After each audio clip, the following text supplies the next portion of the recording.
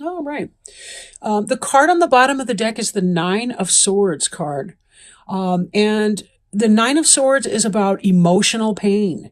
It's about anxiety. It's about stress. It's about just a whole lot of emotional life going on, even though swords tends to indicate intellect. It could be that your thoughts have become toxic to you. If you're worrying, you're ruminating. People have racing thoughts because they have a problem slowing their thoughts down so that they can sort through them and address them one at a time, right? Now, I'll put that aside for now. We may return to that throughout the reading here. This first card is the Chariot in reverse. The Chariot card is the card for Cancer. And this card has to do with fast forward or fast moving energy, right? But we have the black lunar night, intuitive emotion, and we have the white solar energy, logic, reason, coming together in harmony to move forward in one unified direction. Pulling the cart here in one direction, or the wagon you're dragging, right? In the reverse, this could be that there's a slowing down or a stagnation that you're feeling. Maybe you're struggling with head and heart conflict. Like you feel some way, but then your intellect is telling you the opposite. Or maybe you're just feeling out of balance, or not quite so grounded, as a Cancer person, so take it as it resonates, right? I did forget to mention that, being a general reading, this won't apply for everyone. So do see what applies for you. Now, this here can be truth, information coming in. Sometimes it can be, social media, gossiping or melodramas. You know how people get on Facebook and some of those other social media places. A little spying going on, that kind of thing. But some kind of communication comes in and it may be leaving you feeling left out in the cold. Like maybe you've heard that, something was going on and you weren't invited, or it could be that you're just, for whatever reason, maybe it was a cold communication, something gossipy, something negative. This is not in the reverse position, so it doesn't even have to be something that's negative. But in thinking, this is about a lack of balance, stagnation, lack of direction, some information comes in, and then as a result, you see we're flowing from left to right here, then we see this out in the cold kind of situation. So that kind of makes me think that this might not be the nicest thing to have to hear. This could have to do with something that you don't feel good about, let's say. Now, in your world, there's the Four of Cups right here, and this is about not accepting something that's being offered, kind of a dissatisfaction that you may be going through. Could be because you're being persnickety, or being negative. This card can sometimes be the Bachelor or Bachelorette card, because people are being really fussy, right? Doesn't have to be that per se, but do note that there's some sort of, I don't want to say divine source, but there's a mythological being here even that's offering a cup, and this person's sitting there with his arms folded across his chest. I'm not taking any one of those, right? Now, is that positive, proper discernment, or could that be because he's feeling out of balance, that he doesn't want to make that choice, and really is just kind of stagnant, and that's why he's not accepting any of these options that are being offered, lacking a sense of direction.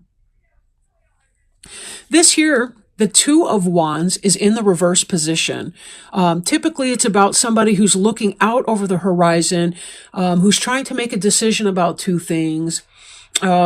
But really, it's almost about gathering the information before making a decision. So that could be why, if you're not accepting this information or you're not accepting what's being offered to you, it's because you want to know more first. And it does seem that you will be getting that information when this Page of Wands energy kicks in. And that may or may not have happened already, or it's going to happen shortly. Okay. Because here we have the Ace of Swords. This is coming, right? This is in the future. There's some kind of message. This is also a message card. This is truth and clarity. Truth and clarity. But it's going to help because this is sort of a mental trap in the state. This is kind of ideas. This is, how you're kind of thinking about the situation. But having a little truth or clarity on that actually can help free you from this Eight of Swords mental prison that you've put yourself in. You're not really, this person here could slip through these swords at any point in time. Nothing's really holding her back. Even her bonds are loose. There's no reason she can't get out of that herself, take off the blindfold and step out of those swords, right? But in this, she's coming out of that. She's getting herself out of that. Most likely because she's received some information that helps her to do that. Understand that a lot of times it's how we think about a situation that creates the prison we put ourselves in with regards to situation. Even this Nine of Swords here that we saw earlier, if you'll notice with this figure, and please, I promise I'm not saying this about every single person that's listening to this right now, but she kind of has her hand, like the back of her hand is up on her forehead and she's laying on a fainting couch. This is kind of a histrionic pose. Like, be very careful that we're not self-imposing our unhappiness, that we're not thinking about things in a way that's causing distress or disharmony, right? Because how we talk about ourselves through a situation, how we talk ourselves through a situation has a lot to do with how much suffering we're going to put ourselves, voluntary suffering, right? Life, circumstances, other people, random events, that will create suffering. We don't want to pile on because we're thinking from an anxiety mindset or because our racing thoughts aren't allowing us to make choice. We have to be very careful not to be a co-conspirator in our own unhappiness because we don't recognize that we're not utilizing our coping skills or identifying new coping skills for managing some of our thinking. Now, this here, the Seven of Pentacles, is about a delay in something that you've been waiting for, a delay in that harvest that you've been waiting for, possibly because you're not making any choices, and most certainly because this movement has arrested. That's not going anywhere. So whatever it is, you haven't been making decisions because you're feeling in a stagnant place, and that's why nothing's bearing fruit for you.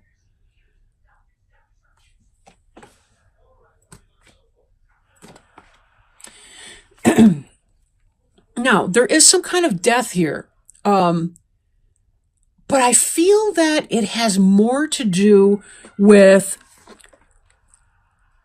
an orientation, I want to say, than anything, right?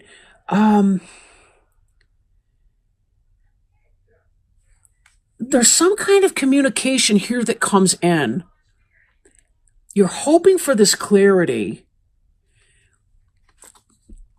You're coming out of surveillance mode because you want to be able to make quick, decisive action here.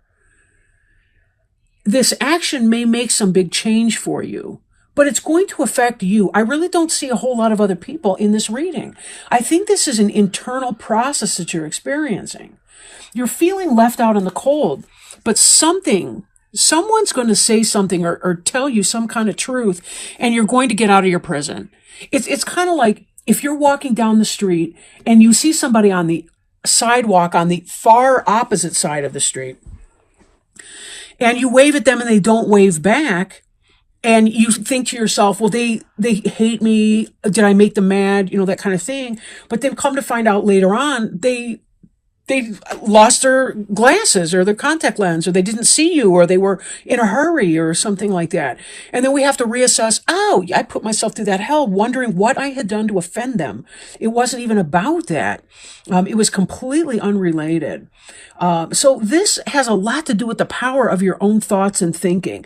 There's nothing wrong with going slow the way we see you doing in this energy here to get more information so that you can move forward. But again, be careful that you're not becoming your own worst enemy with how you're thinking about a situation. The sense of being left out in the cold, maybe that's not the group for you. Maybe that's not the organization or the friendship circle or the lover partner, whatever for you. Maybe that's okay. Maybe there's freedom in the truth. Because now I can see clearly with the vision of that hawk. I can see the broader overview. Recognize that I don't have to be in a prison of my own creation because I'm surrendering my will, my happiness, my emotional and intellectual integrity to somebody who's not for my benefit. In that, there's a great sense of release and change. And it's so positive to experience something like that. Now, I will go ahead now and look at our oracle card. And the deck that I'm working with today is the Sacred Traveler Oracle card. A new gift. I got it just today from my friend returning from Arizona, who I picked up at the airport. This was a gift from my friend to me. Unbeknownst to my friend, there was no, that's been on my wish list for like ever through Amazon. But I just hadn't brought myself to buy it. So how wonderful is that? And very supportive, knowing what I'm getting into now. And it's also an excellent support for the Witch's Tarot deck, I think. So let me go ahead and toss this and ask Spirit if they would please help guide us today in providing some information, guidance, healing, love, messaging for our friends, the Cancer and Cross Watchers. Oh, here we go. Oh, this is wonderful. It's called Voyage of the Heart. And let me quickly, I love it when they leap out because I really do feel like Spirit is helping us with that. And I'm so grateful because the universe supports us in all these ways. And it's amazing to me how the more you check in with that, the more you realize that that happens, the more you see it happening. It reminds me of that line from the movie, oh, my mom watches it, I forget. Tim Allen, he plays Santa Claus. But it's not seeing is believing, it's that believing is seeing. And there's something true to that when you start plugging into the universe and the mystery behind that. But what a beautiful card. Love flows through you and to you. You are beloved. You are deeply loved and profoundly lovable. You are a sacred vessel for love to flow through you. God, the Creator, is love, and in your essence, so are you. In matters of romantic love, all is healing or is already healed on the inner planes. Trust the message from your heart and follow them, even if they are at odds with your mind. Angels and guides are communicating with you. Listen to their soft whispers. The Sacred Traveler wants you to know joyous love flows through you and to you. You deserve love. There is nothing you need to do to receive this vibrant energy. Tenderness and devotion are finding their way to you. The traveler walks with a light heart on the path, knowing that she is surrounded with love. It's truly a day for rejoicing. Your capacity for receiving and giving love is expanding. Let your heart lead you forward. Your mission on earth is to deepen your ability to impart and accept love, and that is happening right now.